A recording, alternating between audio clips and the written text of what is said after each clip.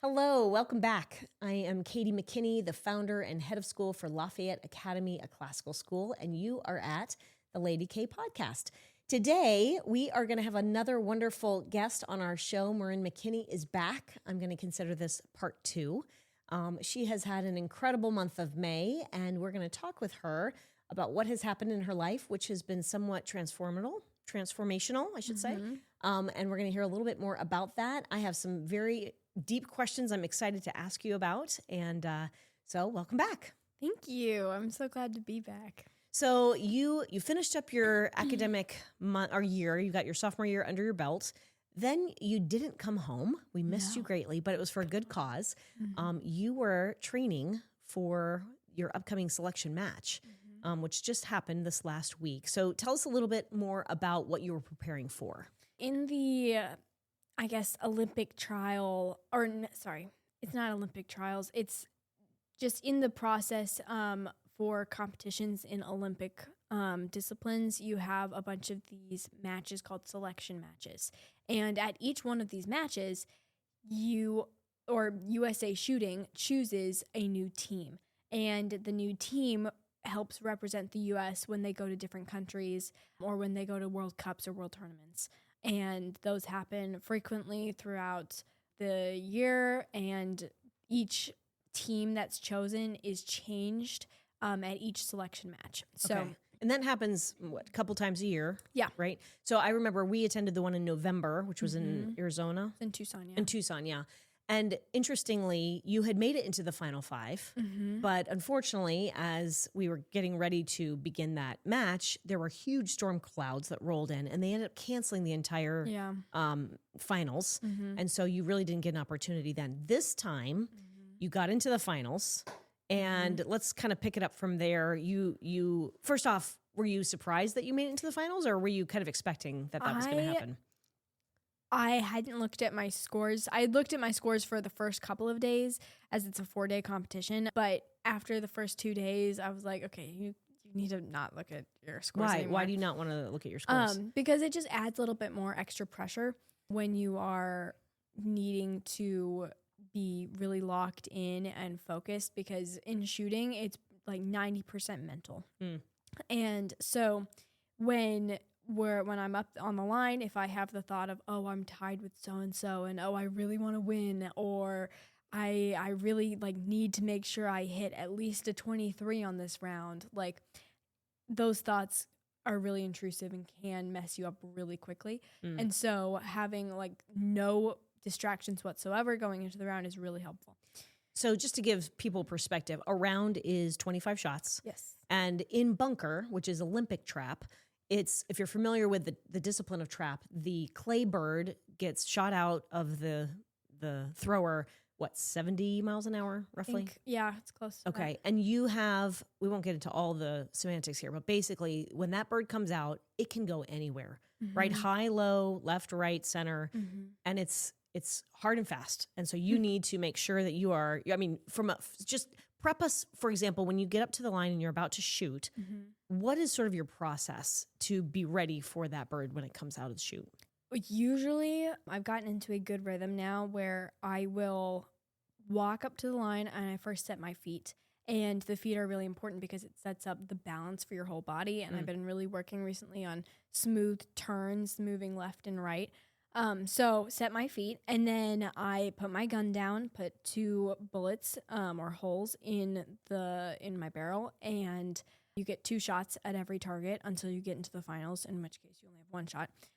But so you put in 2, and on each one of my bullets, there's a little engraved win on each one. And so I always try and have the win facing upwards for both of them. And so then from there, you wait for the person ahead of you to shoot. And just real quick to interrupt. So while they're shooting, what are you thinking about? I'm trying not to think. Okay. That's the goal. Okay. And so I'm really working on keeping my mind calm and relaxed, keeping my body relaxed. I always have my eyes closed. A lot of people do it differently, but I find that with my eyes closed, it's easier for me to not focus on other people.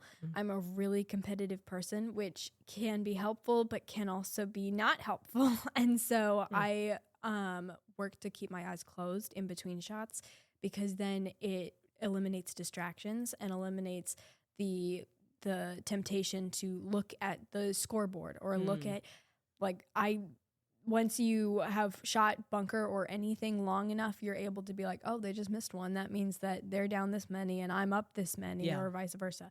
And so those mental calculations are not helpful when you're just needing to focus. And they happen so immediate. And when you see something happen, like they miss or hit it. So it's like, I need to get rid of that distraction entirely. So I just always close my eyes. I feel like you're almost like you have to be a mental soldier guarding your own thought to sort of bar the door from any sort of outside influences. And that's a full-time job when you're up there. It's amazing. Usually with American disciplines, it seems like it doesn't actually take as much effort as Olympic trap does. Okay. But after every round, I'm always exhausted because it just is like mentally so taxing to stand up there, and you try and be relaxed in between shots because it really matters when you're mounted and ready to shoot the target. But you still have to be on it for a lot of the round. So I end up like mounting my gun after I put my target bullets in and everything like that. Right. Okay. And then I'll like breathe in really deeply and then start breathing out. And as soon as the person ahead of me hits their target, I will close my gun. I won't open my eyes until I mount the gun, because that makes sure that the pieces from their target, if they hit it or if they missed it, are not distractions because they've already landed on the ground. Wow. So I've like eliminated that distraction as well. And then from there, I'll mount the gun and I'll hold my gun really still. And it's really helpful if you have a still gun and still eyes and have your look point really just calm and like kind of soft focus is what we call it. And then I call for the target, and then the target will shoot out in like you said, wherever it comes out. And then at that point you want to have no hesitation whatsoever. And that no hesitation, it's like pure reaction and pure instinct. And it's just you smoke it or you don't. And so you don't. And you have 2 shots, so you maybe get a second shot. So if like, let's say something really doesn't go right and you flinch or like you shoot too quickly or something like that, you have a kind of bit of a backup with that second shot. But I don't like shooting with second shot because for me it feels like, oh, well, now I've really pushed it to the limit and now I don't have a safety net anymore. And so it's important to me to really like the whole setup is really crucial, because then as soon as you call for that target, nothing else matters. You either have to hit it on your first shot, and hopefully if you don't hit it on your second shot, or it's a missed target, and you just need to move on. And that's it. Yes. So okay, so take us back to, I know as you were going through these 4 days of competition, me and the other kids, your siblings, were at home. Your dad is your mental coach, and I know he was working with you all week long, but you get to the final day, the 4th day, you're in the final. What I understood was in that setup, you had 2 Olympians that you were competing against and 2 Army marksmen, ladies. Is that right? Yes. In the final, there's a new format. They take the top 8 people. And so the top 8 people, there was one other girl who had never been in an open final before. So I'll back up. There are 2 finals. There's a junior final, and then there's the open final. And the open final are just all top 10 or top 8 women. And then the junior final are top 8 women under 21. I was in both, but first was the open final. And I was bib 6, and bib just means like place 6.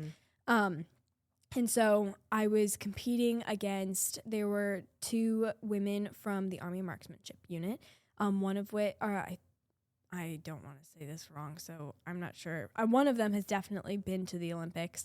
And I'm not quite sure about the second. That's fine. Sorry about that. But they're in the finals. Yeah, so. they're in the final. And then another woman who also went to the Olympics, she took silver medal at the Olympics in 2021. Wow. And then a couple people who were on the junior national team. And then one other girl who had never been in the finals, just like me before. And so the top 8 of us were all competing. And in the final, you have only one shot at each target. And so it really makes that in and of itself makes it much more difficult. Yes. But the way the whole thing works is you have the first 10 shots, and after the first 10 shots, 2 people get eliminated, depending on who Their shot scores. the best. Okay. So the lowest, let's say the ones who miss the most at that they are eliminated, and then you keep going to the next round. Yep. Got it. So then you go and you shoot another 5. And then after another 5, 2 more people get eliminated. And so this new final format, it used to be different, but they recently changed it. And this new format really amps up the pressure because you have major eliminations right off the bat. And so by the time... It's like the Survivor Island. Yeah. You're voted off. Oh It's my crazy. Gosh. And so really hitting the first 10 targets, I come to find out after the final is like crucial because that's what sets you up to stay or to leave. And so it was just a really So cool experience. how did you maintain your mental equipoise during this time? Because it's the first time you've done this. First time. So that's pressure. Secondly, you're with these, previous Olympians, Army marksmen, shooters. That's alone another pressure. How do you keep your composure, your mental balance? That's incredible. It was so fun. I was fortunate enough earlier in the competition to have shot with both of the ladies from the AMU. And so I felt there was more pressure at the beginning of the competition because I was like, oh my gosh, these people are like so amazing and I'm shooting with them for the first time. But after I'd kind of shot with them and figured out their rhythm, it was easier to do that in the final. And one of the other women was, or is my teammate at Hillsdale College. And so I have shot with her a million times and she and I are very close. And so it was nice to have a friend up there. And so going into the final, I remember thinking, you know what, we're just going to go in and we're just going to see what happens. And I'm just happy to be here. And at that point I was just grateful to be up there. I didn't really mind whether or not I shot amazing or if I didn't shoot amazing. I was just happy to be there. And I think that was actually really helpful because if I'd gone in being like, okay, I have to win this, or I'm so excited I get to be here, but now it's like down to the wire and I'm going to either like get out first or I'm going to like win the whole thing or whatnot. And so that my calm state of mind, I think, really protected me from having outside thoughts creep in, just like that are distracting. Because believe it or not, if you have thoughts that are like you got this, or like if you have overconfidence or if you have underconfidence, those thoughts creep in while you're shooting, and those are distractions from shooting. And so regardless whether they're positive or they're negative, it's really beneficial to just keep your mind still as can be, and then from there just let everything happen. I know you're also a faithful person in your faith. Does that play a role at all when you're up on the line? Yeah. Sometimes when I'm really struggling to keep my mental composure, I will kind of give it to God and just be like, you know what? I'm just here to shoot and I'm just here to glorify God, and whatever that means for him and whatever he wants to have happen is going to happen, and I'm just here along for the ride. And a lot of times that is really helpful because it takes off the pressure of the whole situation. And it also reminds me of just like how much I love the sport, and finding that love for the sport is really amazing because it allows me to just enjoy the moment versus really getting down in the weeds of like, oh, you were ahead of the target or you were behind the target or so-and-so just hit it or so-and-so just missed it. And instead it's like, oh, there's like wind in the grass and like the sun is shining and I'm just so happy to be here. And it just kind of shifts the whole mental spot. It sounds to me like that yielding is, I mean, it really, I can tell how ego can just creep into this whole process. And having watched you over the last, oh gosh, however many years you've been shooting, 6 or 7 years, I remember there were times at your earlier stages where you are very competitive, which I think you're right. It has some great pros, but it can also, backfire. And I remember there was a time when you were super competitive, and it was almost like even though you were on the same team, you were feeling like I have to be the best on here, and it had some negative effects. But once you recognize that, you were able to overcome that, and now I feel like you're in such a different place mentally, channeling this sense of competition, wherein maybe it's just with yourself at this point, but that kind of seeing this from a different vantage point, in that you're just giving the glory to him to be able to have this opportunity, kind of like you said, just takes off the pressure and allows you to just enjoy being right there in that moment. Yeah, completely. Okay, so let's get to I'm excited about because what was so neat was this was televised. So many of us on the opposite end, far away, were getting to watch this live. Yeah. And which also added, I was like, did you know that was happening now? Yeah. I knew for the most part because they were like giant cameras set up and everything. And I was just like, okay. So I don't mess up basically. But then again, I was just like, okay, you know what? I'm just happy to be here and we're just going to see what happens and yield. Just going to go one target at a time. Yeah. Okay. So you're in the final, let's say 5 or 6 and people have been voted off, so to speak. Okay. So take us to that moment. You've got 4 or 5 of you left. You're running through your rounds. What's going through your head at this point? I ended up hitting the first 10 targets, and I was the first person, or not first person, I was the only person to do that in this final. And that was really helpful because it gave me a leg up for the next 5. And I think I missed one at some point earlier on. And so as soon as I did that, I was like, okay, we're just going to go back to your fundamentals. And whenever I have too much stress or nerves or whatnot, I usually I found that focusing on something external versus internal is really helpful. Such as so like I will think and just put all of my mental energy towards like how my hand feels on the wood of my gun. And something just super specific. And having that really like specific thing is really helpful because it takes away just your thought of like the future and what my results are going to be and blah, blah, blah. And so having that I like will focus on how my hand feels on the gun or how my like the wind feels in my face or like what's the sun feeling like on my skin or something like that. And having just that one really specific thing that I'm feeling like kind of gets me out of my head. And so I did that a couple of times while I was up there in the last 5 or 4, whatever it was. And that was super helpful. And I really was working on just being in a rhythm and not worrying about what other people are shooting, and just focusing on one target at a time. They had great music playing, and so I was like, this is like my childhood music. I know all these songs, and I was like, this is perfect. And so by the time we narrowed it down to 4 people, it was me, the 2 Army marksmanship ladies, and then Kaylee Browning, who was the silver medalist at the 2021 Olympics. And so I was just like, wow, I'm here now, and this is crazy. And I was having such a wonderful time. And at that point, I was in the lead, which was also just mind-boggling. Yeah, you had shot beautifully, almost clean, I think. Yeah, I think I missed like one target or maybe 2 or something like that. But going into the last 4, I was still in the lead, and I was still in the lead until we got down to the last 2. And which was me and Rachel Tozier shooting for the gold medal. And I ended up losing my composure a little bit. I missed 3 targets in a row, which was not very helpful for me. But yeah, what happened in that moment? I keep trying to like go back and think about what happened there. And I think I just got out of my rhythm.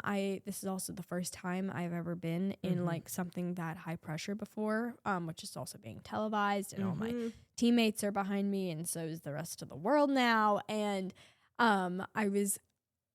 we had just dropped the bronze medalist, and so that I also think kind of got me out of my rhythm a little bit. I had been in a really good like rhythm up until that point. And then after, it was like down to 2 people, and like some things changed in like the way we were starting and who was starting us, and just like there were a couple of things that just like twisted in my mind, just like, okay, what's happening? I don't know. And then on top of that, what's nice in a final is that you know which direction the targets are going to come out.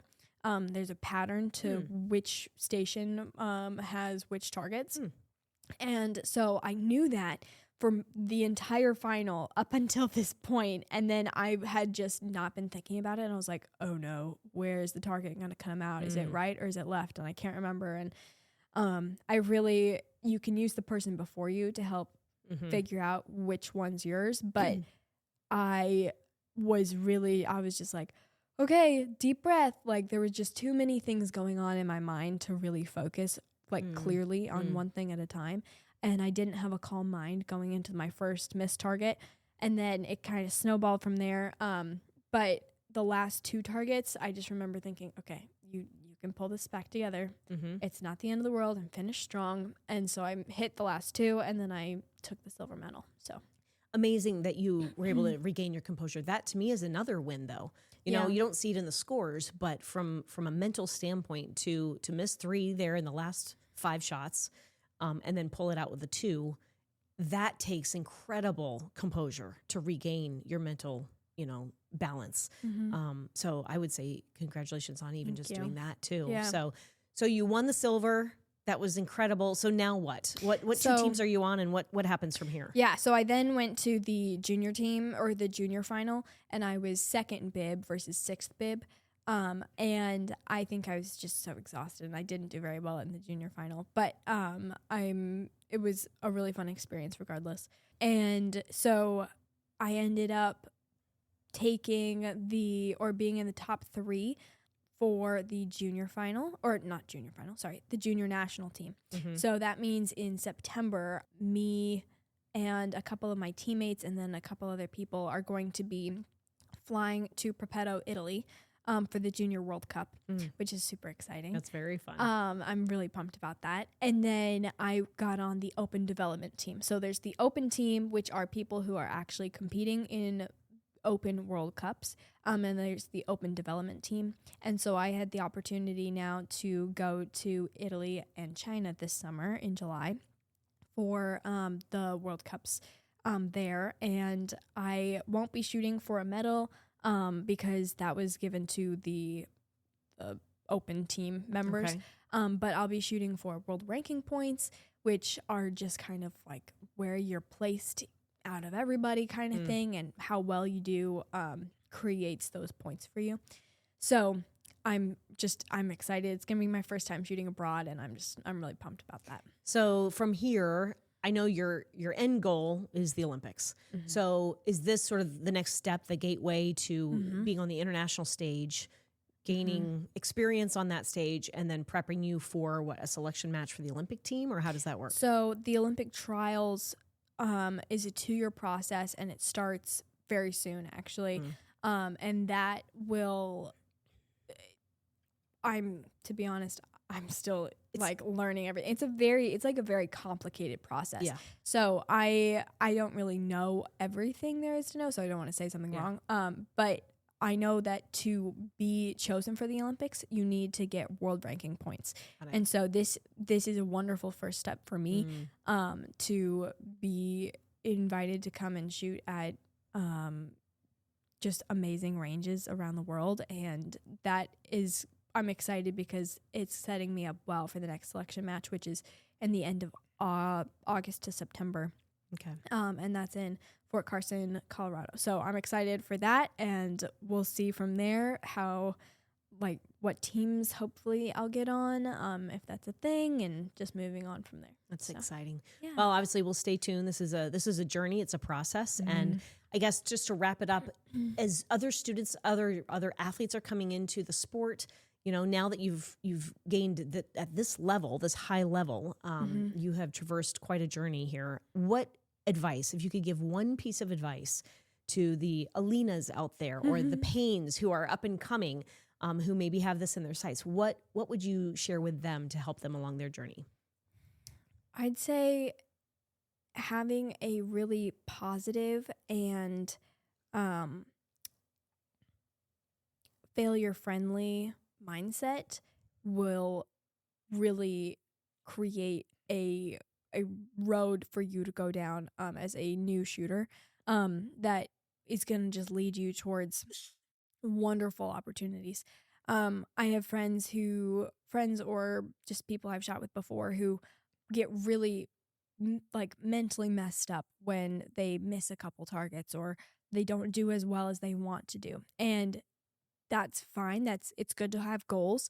But it's also really beneficial to recognize that it's okay to miss because you've learned something out of it, and taking that lesson and applying it to the next time you shoot and just working towards having a good mental process versus being results oriented is so beneficial.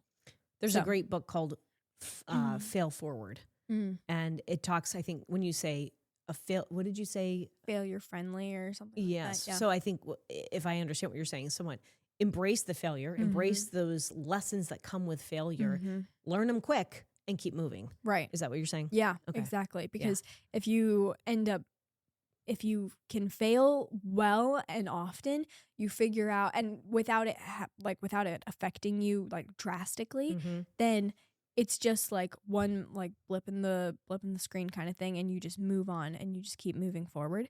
And that is super helpful because you're gonna fail. You don't have time to you don't have time to let it affect you really. Yeah. And that's while you're in the middle of a round, that's the same way. If you fail, if you miss a target and you really let it affect you, then you're maybe gonna miss the next 3 targets in a row, and then it's gonna be turning it into a whole train wreck situation. Interesting. And so if you can get on top of it quickly and just mentally assert yourself and just say, you know what, I'm just going to go back to my fundamentals, or I have a calm, clear process, or I have all of the equipment here and I have all the training necessary to shoot and hit this next target. Just having those positive affirmations ready and going back to what you know is so helpful. So I just say keep failing forward for new and beginner athletes. Well, and that's fantastic advice on the field. It's fantastic advice if the kids are learning how to read or write, doing math, whatever it is in life, to fail quickly, fail often if you need to, learn the lesson and keep moving forward, and don't let that failure slow you down. Totally. That's fantastic advice. Well, thank you for being here. Thanks for the update. We'll look forward to hopefully sitting down another time with you after your abroad trips. But thanks for sharing. This is wonderful advice. Thank you so much. Thanks for having me. You're welcome. We are so grateful that you joined us for this Lady K podcast with Marin McKinney. Tune in next time and have a great day until.